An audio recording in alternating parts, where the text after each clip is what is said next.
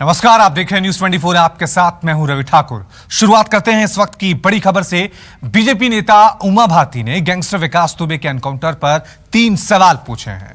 उमा भारती ने ट्वीट किया है और इस ट्वीट के जरिए उन्होंने 3 सवाल पूछे हैं और कहा है कि यही सच्चाई तो सामने आ गई कि भगवान महाकाल ने देवेंद्र मिश्र जैसे ईमानदार पुलिस अधिकारी के हत्यारे का संहार कर दिया। अब 3 बातें रहस्य के परत में हैं। पहली बात उन्होंने लिखी है कि वो उज्जैन तक कैसे पहुंचा। दूसरी बात उन्होंने कहा है कि वो महाकाल परिसर में कितनी देर रहा। और तीसरा सवाल जो उन्होंने उठाया है कि उसका चेहरा टीवी पर इतना दिखा कि उसे कोई भी पहचान लेता तो उसको पहचाने जाने में इतना समय किस तरह से लगा। उमा भारती ने विकास दुबे के एनकाउंटर के बाद ये 3 सवाल ट्वीट करके उठाए हैं। एक तरफ उन्होंने कहा कि महाकाल ने अच्छा हुआ कि इस दुर्दांत अपराधी का संहार कर दिया, लेकिन उसके बाद उन्होंने जो 3 महत्वपूर्ण सवाल उठाए हैं वो ये कि वो उज्जैन तक किस तरह से पहुंचा, वो महाकाल परिसर में कितनी देर रहा, और साथ में उन्होंने जो तीसरा सवाल उठाया है कि उसका चेहरा टीवी पर इतना दिखा है फिर भी उसे कोई क्यों नहीं पहचान रहा था। चलिए इस खबर पे और ज्यादा अपडेट के लिए अब सीधा रुक करते हैं हमारे पॉलिटिकल एडिटर रमन कुमार का। रमन, एनकाउंटर पर सवाल शुरू से ही उठ रहे थे, लेकिन अब बीजेपी के अंदर से भी सवालों की बौछार होने लगी है।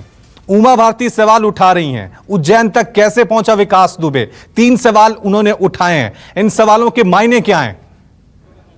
देखिए रवि, उमा भारती मध्य प्रदेश की मुख्यमंत्री रह चुकी हैं और केंद्र में मंत्री रह चुकी हैं। मध्य प्रदेश की बड़ी नेता मानी जाती हैं। उन्होंने कहा कि अपने ट्वीट में लगातार एक के बाद 3 ट्वीट उन्होंने किया और कहा कि वो मध्य प्रदेश के मुख्यमंत्री शिवराज सिंह चौहान और गृह मंत्री नरोत्तम मिश्रा से बात करेंगे इस बारे में, क्योंकि जो 3 बातें उनको समझ में नहीं आ रही है, उन 3 बातों का जिक्र करते हुए उन्होंने कहा कि पिछले कुछ दिनों में जिस तरीके से विकास को टीवी पर दिखाया जा रहा था, ऐसे में महाकाल के मंदिर परिसर में उसे पहचानने में इतनी देरी कैसे हुई, ये अपने आप में एक बड़ा सवाल है। क्योंकि जिस दिन से ये घटना हुई, जिस दिन 8 उत्तर प्रदेश पुलिस के जवान शहीद हुए, उसके बाद से 2 दिन विकास दुबे कानपुर में ही रहा। ये बात भी कुछ दिनों के बाद पता चली। फिर फरीदाबाद में दिखा। फरीदाबाद से उज्जैन क्यों गया विकास दुबे, इस बारे में भी पुलिस सही तरीके से बता नहीं पा रही है। और अब उज्जैन से जब उत्तर प्रदेश की पुलिस उसे अपने साथ कानपुर ले जा रही थी